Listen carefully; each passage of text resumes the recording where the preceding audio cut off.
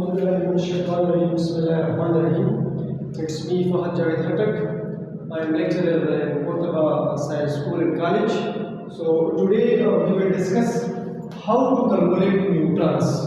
Question का मतलब ये है कि हमने न्यूट्रॉन को किस तरह कैलकुलेट करना है, फाइंड आउट करना है। तो याद रखिए स्टूडेंट्स कि हमें पता है कि एटॉमिक मास जो होता है वो बराबर होता है प्रोटॉन प्लस न्यूट्रॉन्स, ये हमें पता है।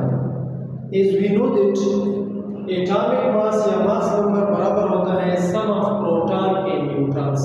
एक एटम के न्यूक्लियस में जितने प्रोटॉन्स और न्यूट्रॉन होते हैं इसको कहते हैं mass number, and mass number is represented by capital A. What is mass number? Mass number is represented by capital A, और मास नंबर को हम डिफाइन करते हैं the sum of number of proton and neutrons present in the nucleus. एक atom के nucleus में जितने protons और न्यूट्रॉन होते हैं इसको कहते हैं मास नंबर्स। ओके, अब अगर हम न्यूट्रॉन कैलकुलेट करें तो ये बन जाएगा a minus P is equal to n, या हम लिख सकते हैं कि न्यूट्रॉन यानी capital n is equal to a minus P. This is the formula in order to calculate number of neutrons. Number of neutrons को मालूम करने के लिए ये फार्मूला है कि मास नंबर माइनस प्रोटॉन्स। अब फॉर एग्जांपल अगर हमसे कोई पूछे for example calculate the number of neutron, calculate number of neutrons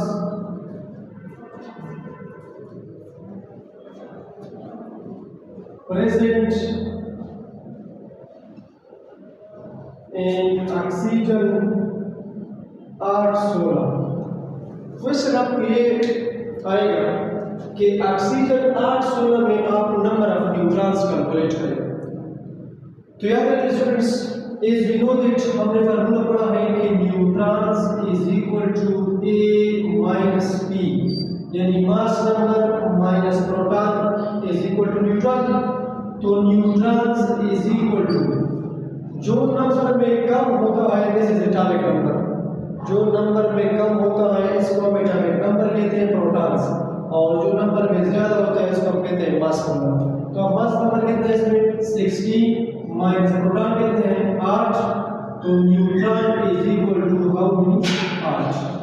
यानी this is the simple way to calculate the number of neutron. अब अगर आपको एमसीक्यूज में आ जाए, ये तो हमने पैटर्न से कहा आपको पेपर का। अब अगर आपसे एमसीक्यूज में पूछा जाए कि how many neutrons are there in oxygen 816, तो इसका शॉर्टकट आप इस तरह यूज करोगे कि ऊपर से नीचे वाले माइनस करें, यानी मास नंबर से जो ज्यादा होता है वो मास नंबर होता है, उनसे आप ये नीचे वाला माइनस करें, ये न्यूट्रॉन आएगा। तो this is the shortcut way to calculate neutron. ये मास नंबर से ये प्रोटॉन माइनस करें, इससे आप न्यूट्रॉन आएगा। तो this is the way to calculate the number of neutrons. Hope आपको समझ आएगी। अब इससे एमसीक्यूज इस तरह आते हैं, अगर आप एमसीक्यूज देखिए तो एमसीक्यूज इस तरह आएंगे।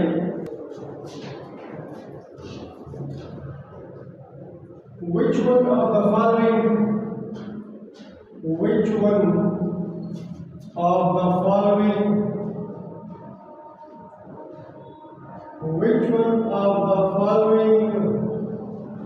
is more stable? यानी आपको 4-3 ऑप्शन आएंगे और आपसे पूछा जाएगा कि इसमें कौन सबसे ज्यादा स्टेबल है। Carbon 613, carbon 612, carbon 614।